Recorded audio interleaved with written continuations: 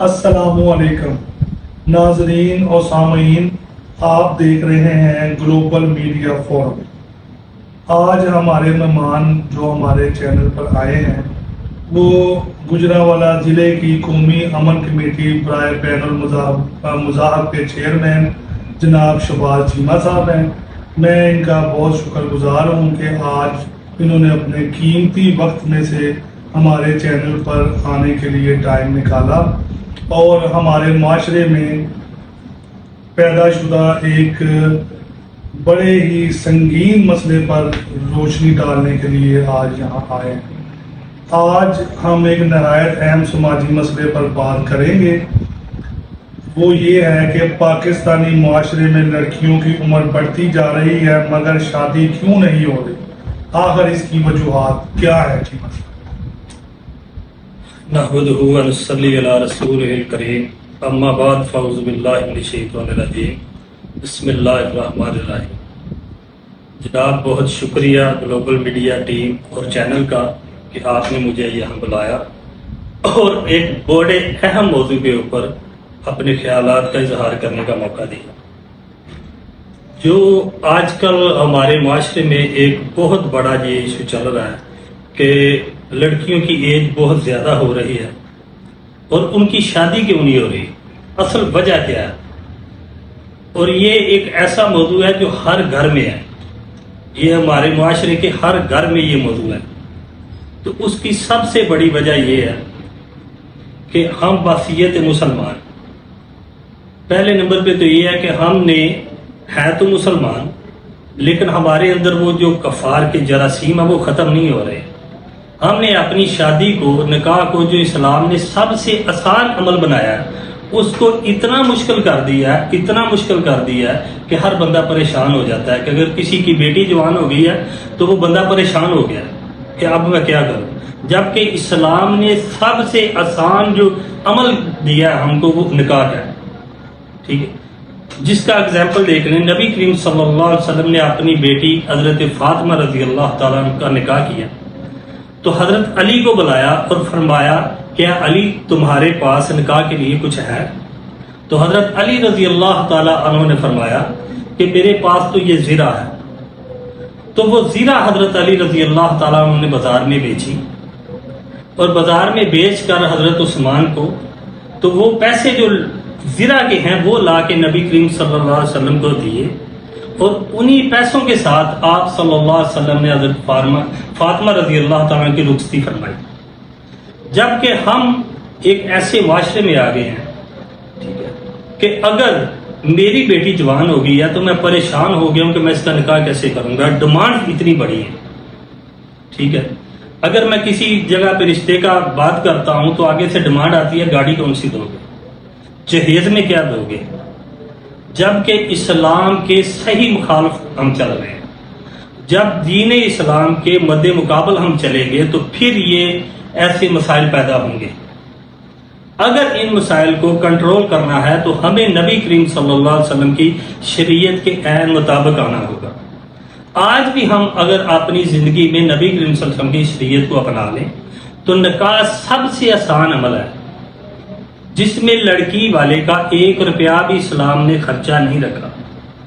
جبکہ ہمارا ادھر کیا بن گیا ہے کہ ہم نے اگر لڑکی جوان ہو گئی ہے تو باپ کو سر درد لگ گئی ہے کہ میں اس کا نکاح کیسے کروں، وہ پریشان ہو گیا، ٹھیک ہے۔ جبکہ دین نے ہمیں اس عمل کو اتنا آسان کر کے دیا ہے، ٹھیک ہے، کہ جو خرچہ بھی آئے گا وہ لڑکے کا آئے گا اور ڈیمانڈ اتنی بڑھ گئی ہیں، ٹھیک ہے۔ اگر کوئی لڑکی ہے وہ پڑھ لکھ جاتی ہے، تعلیم اعلیٰ حاصل کر لیتی ہے تو اس کی بھی ڈیمانڈ بہت زیادہ ہے جو معاشرے میں اس کو نہیں ملتی۔ دوسرے نمبر پہ یہ سوشل میڈیا نے ہمیں ایک ایسا چیز عطا کر دی ہے کہ ہم دیکھتے ہیں، جب وہ دیکھتے ہیں ٹک ٹاک پہ، سوشل میڈیا پہ، تو بڑی بڑی گاڑیاں دیکھتے ہیں، ٹھیک ہے، معاشرے کے اندر بڑی بڑے مکان، یہ وہ ساری لائف سٹائل دیکھتے ہیں تو وہ ہمیں ریئل میں نہیں ملتی۔ جب وہ ریئل میں ہمیں نہیں ملتی تو پھر ہمارے معاشرے میں خرابی پیدا ہوتی ہے۔ اس کا ایک ہی حل ہے کہ آپ شریعت کے اندر آ جائیں، جو نبی کریم صلی اللہ علیہ وسلم نے ہمیں طریقہ بتایا ہے اس طریقے پہ آ جائے تو اسلام میں سب سے آسان عمل نکاح کا ہے۔ جی چیمہ صاحب، بڑا اچھا آپ نے جواب دیا۔ اب میں آپ سے یہ سوال کرنا چاہتا ہوں کہ آپ کہتے ہیں شریعت پر آ جائیں۔ اب شریعت پر آنے کا مقصد یہ ہے کہ شریعت میں تو حضرت صلی اللہ علیہ وآلہ وسلم نے خود بھی اپنی جو امہات المومنین تھی، جو ہماری مائیں ہیں، وہ ان سے نکاح فرمائے اور وہ ایک سے زیادہ تھے، تو تعداد اس میں چلے مختلف لوگ مختلف کہتے ہیں۔ تو دوسرا اس میں پرابلم جو ہمارے معاشرے میں یہ ہے کہ آیا کہ اسلامی شریعت کے مطابق ایک شخص ایک وقت میں، ایک مرد جو ہے وہ کتنی شادیاں کر سکتا ہے جو اسے اجازت ہے؟ دیکھیں دین کے اندر جو ہے نا، وہ تو میرے بھائی دیکھیں یہ تو کوئی روایات کی بات نہیں ہے۔ اللہ کے قرآن سورۃ النساء میں اللہ تعالیٰ فرماتے ہیں کہ آپ نکاح کرو 2 سے 3 سے 4 سے، لیکن اگر آپ کو خدشہ ہے کہ آپ ان میں انصاف نہیں کر سکتے تو پھر 1 سے کرو۔ جو ایک لفظ ہے وہ احتیاط میں آیا ہے، دعوت میں نہیں آیا۔ قرآن نے دعوت 2 سے دی ہے، لیکن ہمارے معاشرے میں کیا ہے کہ اگر کوئی اس سنت پہ عمل کرتا ہے تو ہم اس کو تنزیہ نظر سے دیکھتے ہیں کہ وہ سلمان صاحب 2 شادیوں والے، ٹھیک ہے، جبکہ یہ صحیح اسلام کے خلاف ہے۔ جبکہ دین اسلام نے ہمیں 4 نکاح کی، قرآن نے ہمیں 4 نکاح کی دعوت دی ہے۔ اس میں آپ نہ تو کسی سے اجازت لینے کے پابند ہیں کہ کوئی مجھے اجازت دے گا تو میں کروں گا، ٹھیک ہے، یہ آپ کے اندر اللہ تعالیٰ نے آپ کو اس کی اجازت دی ہے، پیارے پیغمبر صلی اللہ علیہ وسلم نے اجازت دی ہے۔ نبی کی جو نکاح کی ہے نا، وہ تعداد کی پابندی نہیں ہوتی۔ نبی کریم صلی اللہ علیہ وسلم نے 11 نکاح فرمائے، ٹھیک ہے، وہ 11 سے زیادہ بھی کر لیں تو نبی کے اوپر پابندی نہیں ہے۔ امت میں جو ہے بندہ وہ ایک وقت میں 4 نکاح رکھ سکتا ہے۔ ہاں، ایک بیوی فوت ہو گئی ہے وہ پھر ایک کر لے، ایک فوت ہو گئی ہے وہ پھر کر لے، ایسے وہ 10 سے بھی کر سکتا ہے، لیکن ایک وقت میں وہ 4 بیویاں رکھ سکتا ہے۔ اس کے لیے اس کو کسی معاشرے سے اجازت کی ضرورت نہیں ہے، اس کو کسی بیوی سے اجازت کی ضرورت نہیں ہے، ٹھیک ہے، کہ وہ اجازت لے گا تو پھر نکاح کرے گا۔ جب اللہ کے قرآن نے فرما دیا کہ آپ نکاح کرو 2 سے 3 سے 4 سے، تو آپ میرے بھائی نکاح کر سکتے ہو۔ اسلام میں تو اس کے لیے کوئی ممانعت نہیں ہے، نہ کوئی پابندی ہے اسلام میں اس کے لیے۔ جی چیمہ صاحب، اب میں آپ سے یہ سوال کروں گا، جو ہمارے معاشرے میں یہ بھی آج کل بہت پہلے کے لوگوں کا مسئلہ ہے کہ پسند کی شادی۔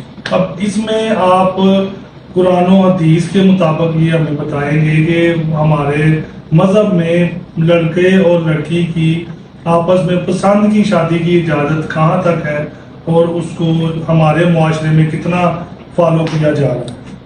دیکھیں یہ پسند کی شادی ہے نا، جو آج کل ہمارے معاشرے میں ٹرینڈ چل رہا ہے، ٹھیک ہے، اور نیٹ پہ لڑکی کا لڑکے سے رابطہ ہو گیا، ٹھیک ہے، اور ماں باپ سے باغی ہو کے انہوں نے شادی کر لی، یہ فاسق نکاح ہے، کیونکہ ولی کی اجازت نہیں ہے اس کے اوپر۔ نکاح کے لیے ولی کی اجازت ہونا ضروری ہے۔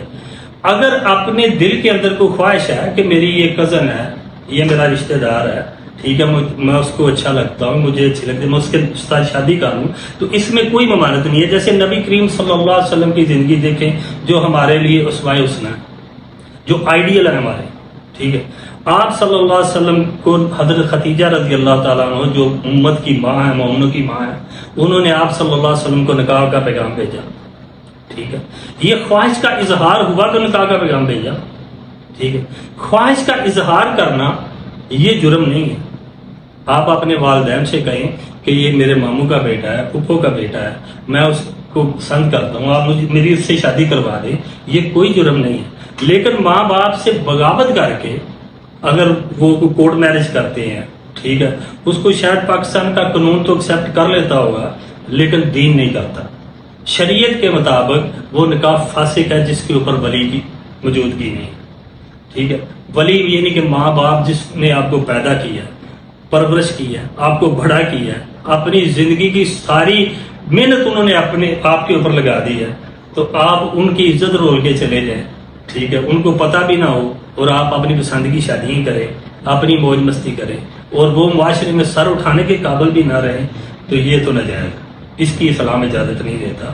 آپ اپنے ولی کو اعتماد میں لیں، اپنی خواہش کا اظہار اپنے ماں باپ سے کریں، اور ماں باپ کا بھی حق بنتا ہے، وہ یہ نہ کہیں کہ یہ کون ہوتی ہے میرے سامنے خواہش پیدا کرنے والی، یا یہ کون ہوتا ہے میرے سامنے خواہش پیدا کرنا ہے۔ والدین کا بھی حق ہے کہ اس نے آپ دیکھیں، وہ آج کل کے معاشرے کے مطابق وہ بھاگ بھی سکتی تھی، وہ بھاگ بھی سکتا تھا، لیکن اس نے بہتر سمجھا اپنے دل کی بات اپنے باپ سے کرنی، اس نے بہتر سمجھا اپنے دل کی بات اپنی ماں سے کرنی۔ جب اس نے اس کا مطلب کہ آپ کی عزت کا خیال رکھا، اس کی نظروں میں ماں باپ کی عزت کی اہمیت ہے، اس لیے اس نے آپ کو کہا کہ آپ میری شادی کر دیں۔ تو یہ تو ایک بہت بڑی بات ہے اس معاشرے کے اندر، اتنے تیز دور کے اندر، کہ وہ اپنے ماں باپ کو اس قابل سمجھ رہا ہے، ان کو عزت دے رہا ہے۔ تو آپ بھی مہربانی کریں، آپ بھی وہ ایک ضد نہ رکھنے کی، اس کی جرت کیسی ہوئی مجھے کہنے کی، آپ بھی اس کی بات کو سنیں، دیکھیں، پرکھیں، ٹھیک ہے، اور اگر ہو سکتا ہے تو اس کی بات مان لی جائے۔ جی چیمہ صاحب، بہت آپ نے اس جو کہہ رہے ہیں کہ ایک گنجل پڑا ہوا ایک ایشو تھا، اس پر آپ نے بہت ہی مدلل دلائل دیے، اور معاشرے میں رہنے والے ماں باپ اور نوجوانوں دونوں کو یہ بتایا کہ آپ کے پاس کون کون سی شرعی حقوق اور فرائض دونوں موجود ہیں۔ اب میں چیمہ صاحب آپ سے یہ پوچھنا چاہوں گا کہ کیا جو مہنگائی ہے اور بے روزگاری ہے ہمارے معاشرے میں، وہ بھی ایک وجہ ہے اور شادی میں رکاوٹ ہے؟ بالکل جی، یہ بھی ایک بہت بڑا ایشو ہے، ٹھیک ہے، بات پھر ادھر ہی چلی جاتی ہے، ٹھیک ہے۔ ہماری نظر میں یہ ہے کہ لڑکا جو ہے کہ وہ ایم اے پاس ہو، ٹھیک ہے، اس کے پاس اچھی گاڑی ہو، اس کے پاس کوٹھی ہو، اس کے پاس اچھے وسائل ہوں، ٹھیک ہے، تو ہم ادھر ہی شادی کریں گے، اور یہ نہیں دیکھتے کہ اس کے اندر کوئی دین اسلام والی بھی چیز ہے یا نہیں، ٹھیک ہے۔ یہ جو چیزیں ہیں، یہ ظاہری اسباب، یہ میرے اللہ کی عطا ہے، وہ آج دے رہا ہے تو کل وہ واپس لینے کی بھی قدرت رکھتا ہے۔ میں نے ایسے بہت سے لوگ دیکھے ہیں اپنی اس زندگی میں کہ جن کے پاس کچھ بھی نہیں تھا اور انہوں نے نکاح کیا، ٹھیک ہے، نکاح کے بعد اللہ تعالیٰ نے وہ آنے والا جو ہے دوسرا، اس کے نصیب کا اللہ نے اتنا عطا کیا، پتہ ہی نہیں کتنی دولت اللہ نے عطا کر دی، ٹھیک ہے۔ یہ ایک نکاح کی برکت سے ہو گیا، ٹھیک ہے۔ اگر ہم یہی دیکھتے رہیں، اسی چیز پہ فوکس کرتے رہیں، تو پھر تو رشتے ملنے بہت مشکل ہو جائے۔ بات وہی ہے کہ ہم شریعت کے اندر آئیں گے تو سارے مسئلے آسان ہو جائیں گے۔ نکاح کو اللہ نے اتنا آسان پیدا کر دیا ہے، اتنا آسان کر دیا ہے، جس کو ہم مشکل بنا رہے ہیں اپنے معاشرے کو دیکھ دیکھ کے۔ ہماری نظر بھائی آج کل سوشل میڈیا پہ لڑکیاں اور لڑکے ہیں، اور خواہشات بہت بڑی ہیں، بڑی بڑی گاڑیاں دیکھتے ہیں، بڑی بڑی کوٹھیاں دیکھتے ہیں، اور اس کے مطابق آگے چیزیں ملتی نہیں، جس وجہ سے یہ معاملات جو ہے بڑے مشکل پیدا ہو رہے ہیں۔ کیا چیمہ صاحب قرآن و سنت میں ایسا بھی کوئی واقعہ ہے آپ کی علم کے مطابق جس میں حضرت صلی اللہ علیہ وسلم نے بے روزگاری اگر کسی شخص کو دنیاوی تھی تو صحابہ کرام کو انہوں نے نکاح کا حکم دیا، یا انہیں کہا کہ آپ نکاح فرمائیں، تو پھر اس سے جو ہے وہ مسئلہ حل ہو؟ یہ بہت اچھی بات کی آپ نے، ٹھیک ہے۔ دیکھیں ہمارے لیے نبی کریم صلی اللہ علیہ وسلم کا فرمان ہے، سنتی و سنت خلفائے راشدین، میری اور میرے خلفائے راشدین کی سنت کو اپنا تو ہدایت پائے، ٹھیک ہے۔ نبی کریم صلی اللہ علیہ وسلم کی زندگی اسوہ حسنہ ہمارے لیے آئیڈیل ہے، اور جنہوں نے ان کو دیکھ کے خوش نصیبوں نے کلمہ پڑھ لیا، ان کی زندگی ہمارے لیے آئیڈیل ہے۔ نبی کریم صلی اللہ علیہ وسلم کے پاس ایک صحابی آتے ہیں اور فرماتے ہیں کہ اللہ کے پیغمبر میرے لیے دعا کریں، میرے حالات بہت تنگ ہیں۔ تو آپ صلی اللہ علیہ وسلم نے فرمایا کہ آپ نکاح کر لو۔ اس نے فرمایا کہ میں نے نکاح تو کیا ہوا ہے۔ آپ نے فرمایا ایک اور کر۔ اس نے ایک اور نکاح کر لیا، پھر آیا کہنے لگا اللہ کے پیغمبر پہلے ایک تھی ڈیمانڈ اب ڈبل ہو گئی ہے۔ تو آپ صلی اللہ علیہ وسلم نے فرمایا ایک اور نکاح کر لو۔ جب اس بندے نے تیسرا نکاح کیا تو اللہ تعالیٰ نے اتنے وسائل کھول دیے کہ وہ بندہ بازار میں نبی کریم صلی اللہ علیہ وسلم کو ملا، اچھے ڈریس میں ملا، تو آپ نے فرمایا سناؤ کیسی زندگی گزر رہی ہے؟ تو وہ بندہ کہنے لگا کہ اللہ کے پیغمبر اب پتہ ہی نہیں ہے کہ رزق اللہ کہاں سے دے رہا، ٹھیک ہے۔ جو آپ کے ساتھ آنے والا ہے وہ بھی تو اپنے نصیب لے کے آ رہا ہے، اس کے نصیب بھی تو آپ کے نصیب کے ساتھ اٹیچ ہو رہے ہیں۔ نکاح ایک بڑی برکت والی چیز ہے، اگر ہم اس کو سمجھیں تو یہ ایک بڑی برکت والی چیز ہے۔ اگر ہم نکاح کرتے ہیں نبی کریم کی سنت کے مطابق تو وہ بات وہ پہلے والی آ گئی کہ اب ہمارے معاشرے میں دوسرا نکاح جو ہے وہ ایک طنز بن گیا، ٹھیک ہے۔ وہ کسی لڑکے فار ایگزامپل ایک بندہ کرتا ہے، اس کا نام سلمان ہے، وہ دوسرا نکاح کرتا ہے تو ہمارا معاشرہ اس کو طنز کی نظر سے دیکھے گا، وہ سلمان 2 شادیوں والا، ٹھیک ہے، جبکہ نبی کریم سے بھی وہ سنت پہ عمل کر رہا ہے۔ آپ صلی اللہ علیہ وسلم نے حضرت عائشہ رضی اللہ تعالیٰ عنہ کے علاوہ صرف وہ ایک کواری ہیں آپ صلی اللہ علیہ وسلم کے نکاح، باقی سب بیوہ سے نکاح کی۔ اور آج ہمارے معاشرے میں کتنی بیوائیں ہیں جن سے کوئی نکاح کرنے کو تیار ہی نہیں ہے۔ ایک یہ بھی اس سوال کے اندر سوال ہے، آپ نے سوال کیا کہ یہ تو دوسرا سوال سر یہ بھی ہے کہ جو بیوائیں ہیں، نکاح کرنا تو سنت ہے، آپ نے پوچھ لیا کتنے نکاح کرنی ہے، تو میرے پیغمبر کی سنت تو بیوہ سے نکاح کرنا بھی ہے۔ آپ صلی اللہ علیہ وسلم نے تو ایک کے علاوہ باقی سب بیوہ سے نکاح کیا۔ تو آج ہمارے معاشرے میں کتنی بیوائیں ہیں جن کے ساتھ کوئی بھی نکاح کرنے کو تیار نہیں۔ اگر پیارے پیغمبر کی سنت بھی عمل کرنا ہے تو ہمیں سر اس سنت پہ بھی عمل کرنا ہوگا کہ جو ہمارے معاشرے میں بیوہ ہیں ان کا بھی سہارا بنا جائے۔ اس میں مذہب بیوہ اور طلاق یافتہ دونوں خواتین آتی ہیں؟ ہاں، بیوہ اور طلاق یافتہ دونوں خواتین آتی ہیں، ٹھیک ہے۔ اور ایک چیز مذہب ہمارے معاشرے میں یہ بھی سب سے بڑا یعنی المیہ کہہ لیں یا آپ بتائیں گے اسلام میں اس کا کیا جو کہنے کے حکم ہے، اور کیونکہ اسلام کے حکم احکامات جو قرآن و سنت ہے اور حدیث نبوی صلی اللہ علیہ وسلم ہے وہ تو ہر مسلمان پر اس پر عمل کرنا ضروری ہے۔ اگر عمل نہیں کرے گا وہ تو گناہ کے زمرے میں جائے گا اور اس کا عذاب ہوگا۔ تو یہ بتانا ہے کہ اگر اپنی عمر سے بڑی خواتین سے نکاح کا جو ہے اسلام میں اور نبی اکرم صلی اللہ علیہ وسلم کی سنت میں کیا پیغام ہے اور حکم ہے؟ سر بڑی اچھی بات کی ہے آپ نے۔ میرے نبی کریم صلی اللہ علیہ وسلم حضرت محمد صلی اللہ علیہ وسلم کا جو پہلا نکاح ہے، پیارے پیغمبر صلی اللہ علیہ وسلم کی عمر ہے 25 سال اور میری اور آپ کی اماں حضرت خدیجہ رضی اللہ تعالیٰ عنہ کی عمر ہے 40 سال۔ تو میرے نبی کی اگر سنت پہ عمل کرنا ہے تو پہلا نکاح جو میرے نبی نے فرمایا ہے وہ اپنے سے 15 سال اوپر کی عورت سے نکاح کیا آپ نے۔